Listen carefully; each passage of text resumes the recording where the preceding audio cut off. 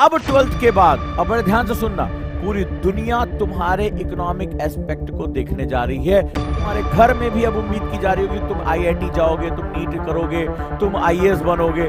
अब तुम्हारी इकोनॉमिकल और सोशल वैल्यू चेक की जाएगी। 12वीं के बाद की जो जिंदगी है वो अब तुम डिफाइन करो। तुम्हारे पास पावर कितना है, तुम्हारे पास फाइनेंस, वित्त और पावर, शक्ति, तो सोसाइटी रिस्पेक्ट करती है। पोस्ट क्या है, बोले बड़े मजेदार जगह बैठे हैं, बहुत सारा काम पोस्ट। तो जितने भी स्टूडेंट शुरुआत करने जाए, क्योंकि 12th के बाद ये जो वर्ड लिखा हुआ है 12th, ये बड़ा खतरनाक शब्द है, क्योंकि 12वीं तक अभी आप अपने माता पिता के साये में थे। बड़ा ध्यान से समझना इसको। 12वीं तक माता पिता के साये में थे। अरे कुछ नहीं बेटा, अभी बोर्ड का एग्जाम दे लो, अभी बोर्ड का एग्जाम दे लो। जीवन का सबसे बड़ी परीक्षा बोर्ड का एग्जाम होती है। लेकिन अब 12th के बाद, अब बड़े ध्यान से सुनना, पूरी दुनिया तुम्हारे इकोनॉमिक एस्पेक्ट को देखने जा रही है। मैंने क्या कहा? पूरी दुनिया तुम कितनी आर्थिकी, कितनी पावर और कितना फाइनेंस पैदा कर पाओगे, अब तुम्हें इस रूप में देखा जाएगा। अभी तक तुम शर्मा जी, गुप्ता जी, वर्मा जी के बेटे या बेटी रहे हो, खान साहब के बेटे या बेटी रहे हो। अभी तक तुम्हारे मां बाप से तुम्हारी पहचान जुड़ी हुई थी। अब तुम एक ऐसे इंसान के रूप में देखे हो, तुम्हारे घर में भी अब उम्मीद की जा रही होगी तुम आईआईटी जाओगे, तुम नीट करोगे, तुम आईएएस बनोगे। अब तुम्हारी इकोनॉमिकल और सोशल वैल्यू चेक की जाएगी। अब तक कई मेहमान आ चुके होंगे घर पे, बेटा सोचा है 12th के बाद क्या करना है, बेटा क्या लाइन पकड़ने जा रहे हो। लाइन पकड़ने का मतलब समझते हो कि अब जीवन जो रेलगाड़ी होती है अब इसी पटरी पर पूरी चलेगी, स्टेशन तक जाएगी। लाइन पकड़ने का मतलब ये होता है कि बहुत भटक लिए बेटा, बोर्ड वोर्ड खत्म। कितने लोगों ने ये शब्द सुना? अगर सही बोल रहा हूं तो वाकई में मुझे कमेंट करके भेजो, बिल्कुल सही कहा सर, दिल छू लिया आपने। कितने घरों में अभी तक लोग पहुंच चुके हैं 12वीं के बाद बिस्कुट खाते हुए, जो है वो चाय पीते हुए। बेटा सोचा है आगे क्या लाइन पकड़ोगे? ये लाइन पकड़ने का मतलब क्या होता है कि अब बेटा इसी पे जीवन भर चलना है, इसी पे जीवन भर चलना है। ये क्वेश्चन आ चुका होगा। तो 12वीं के बाद आपका जीवन बदलना शुरू होता। अब आप कितनी पावर और कितना फाइनेंस लेकर आ पाएंगे, समाज अब आपको इस रूप में देखने जा रहा है। प्रतिदिन आपको देखेगा। ये जो पूछा जा रहा है, तो उनसे पूछो क्या भाई साहब अभी तक मैं जो 12वीं तक पहुंचा हूं, क्या मैं किसी लाइन में नहीं था?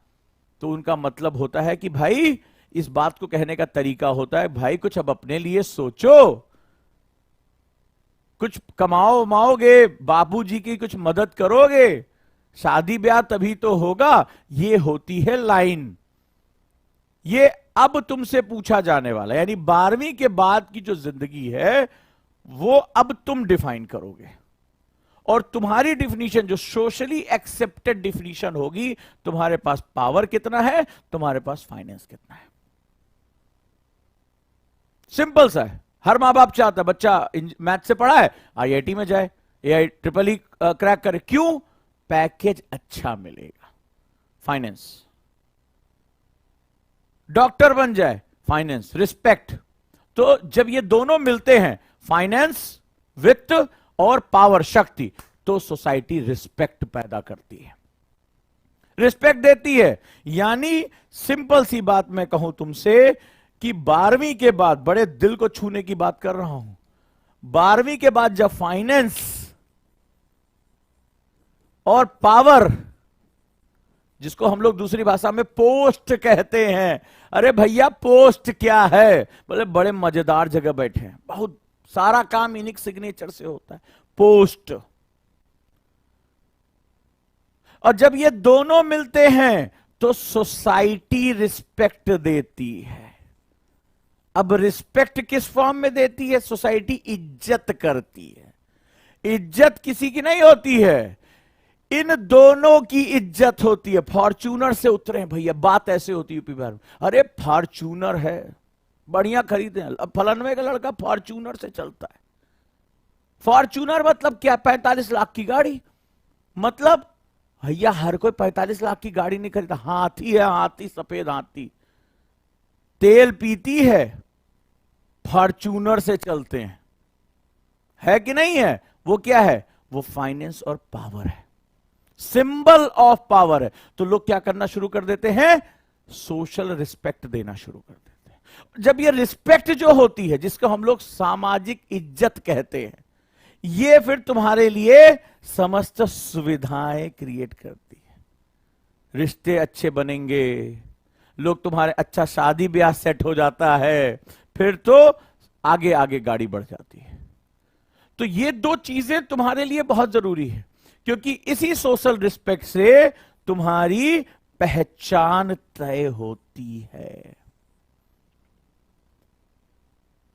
एक आईएएस ऑफिसर हैं, बहुत सीनियर पोस्ट पे, दिव्यांग हैं।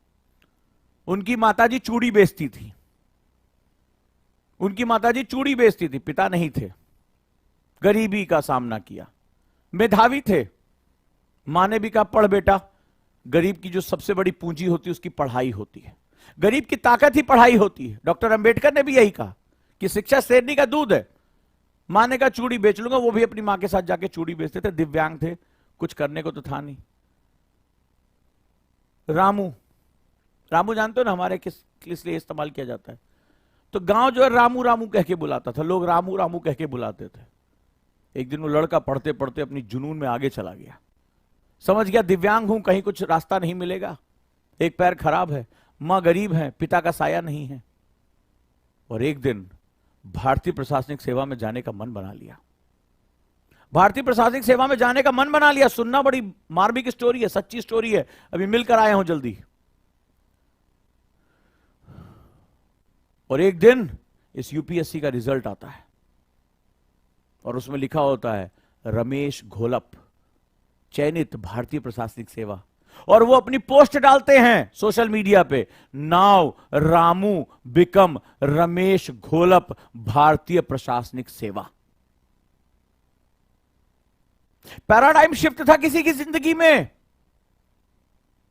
और अब तो लोग जी लगाते हैं, सर लगाते हैं। मजाल है कोई आज उनकी डेट में उनको कोई रामू कह के तो देख ले, कोई रामू कह के तो देख ले। रमेश खुद उन्होंने पोस्ट डाला, नाउ रामू बिकेम रमेश चंद्र घोलप भारतीय प्रशासनिक सेवा, यानी आईएएस। तो ये जो चीज है ये कमाई जाए, इसको सोशल रिस्पेक्ट कहते हैं। जो रामू रमुआ बदल गया, अब हिम्मत नहीं किसी के कह के दिखा दे, बेहतरीन ऑफिसर, बेहतरीन ऑफिसर। तो ये ध्यान रखना कि 12th के बाद जो तुम्हें कमाना है, जो तुम्हारी पहचान होगी, तुम्हारा नाम अब तुम्हारी पहचान नहीं होगी, तुम्हारे नाम के साथ जो सफिक्स जुड़ेगा वो तुम्हारी पहचान होगी, या तो प्रीफिक्स या suffix. Doctor XYZ, engineer XYZ, और इनसे भी ऊपर इसके बाद भी लोगों को होता है कि डॉक्टर XYZ लगा हुआ है कि डॉक्टर XYZ,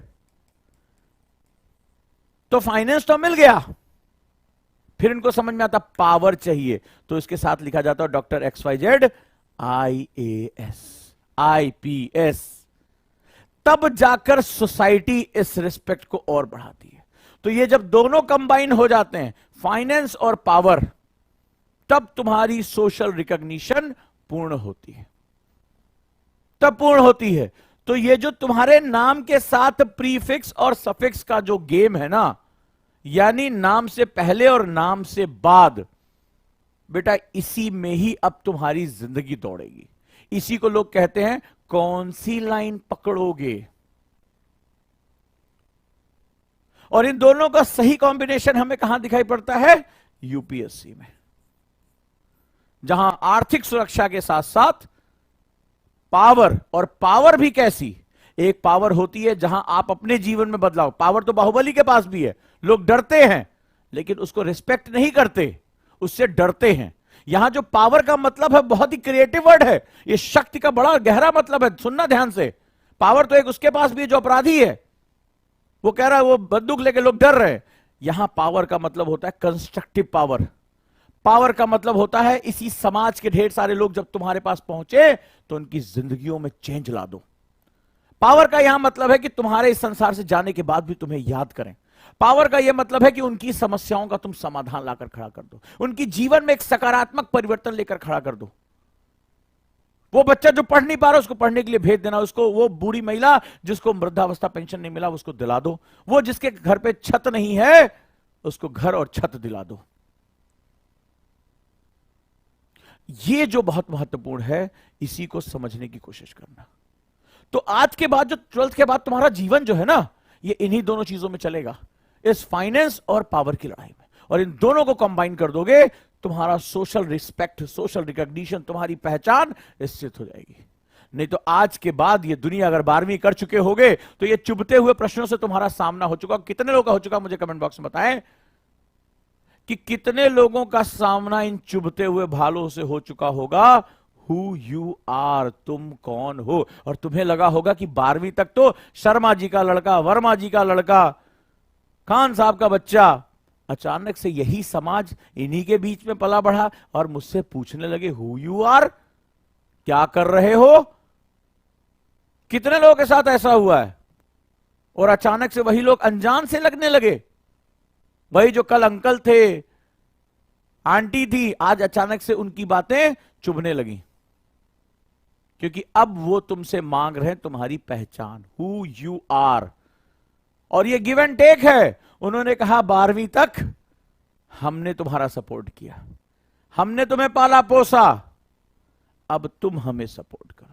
ये सोसाइटी गिव एंड टेक पे चलती है मेरे दोस्त, याद रखना। ये समाज और तुम स्वयं उस आदमी से अपना नाम जोड़ते होगे जो तुम्हारे काम आ सके। अपने डायल लिस्ट में सबसे पहले उसी का नंबर रखते होगे कि कल कहीं कहीं फंसे तो भैया को कॉल कर देंगे, भैया पुलिस में हैं, भैया दरोगा हैं, भैया आईपीएस हैं, राइट। तो ध्यान रखना। तो अभी जो 12वीं के बाद का तुम्हारा जो सफर शुरू हो रहा है, वो अब तुम्हारी पहचान का सफर है, तुम्हारी आइडेंटिटी का सफर है, समझे। तो इस बात को समझने की कोशिश करो। और अगर तुमने इस समय को नहीं पहचाना और इस भीड़ में, जब पीछे से आती भीड़ तुम्हें रौंद के निकल जाएगी, तब तुम इस पहचान के लिए भटकते रहोगे। इस सोसाइटी से तुम रिस्पेक्ट की उम्मीद मत करना, क्योंकि यहां रिस्पेक्ट जो वर्ड है वो कोई किसी को दे नहीं सकता। हमसे कहा जाता ना कि वे बड़े हैं आपको रिस्पेक्ट दीजिए, कोई किसी को रिस्पेक्ट दे नहीं सकता। रिस्पेक्ट कमाया जाता है, याद रखना, रिस्पेक्ट कमाया जाता है, इट अर्न। और तुमने अपने परिवारों में देखा होता कि अगर 4 बच्चे हैं उसमें एक कमा रहा है तो वो रिस्पेक्ट अर्न करता, बाकी 3 को अरे निठल्ला है, निठुआ कुछ भी है, नल्ला है, कुछ काम नहीं करता है। 4 ही बेटे हैं, 4 ही बच्चे हैं, और एक जो कमा रहा है उसकी रिस्पेक्ट होती है। वो गुस्सा भी कर दे, बता अरे बाबू कमा के आए हैं, बाबू थक के आए हैं, घर का खर्चा चलाते हैं।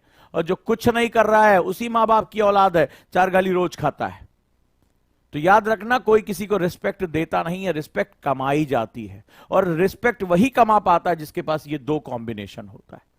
ये कॉम्बिनेशन जितना ज्यादा होगा, जितना संतुलित होगा, उतना ही ज्यादा आप इस सोसाइटी में अपनी पहचान सुनिश्चित कर पाएंगे।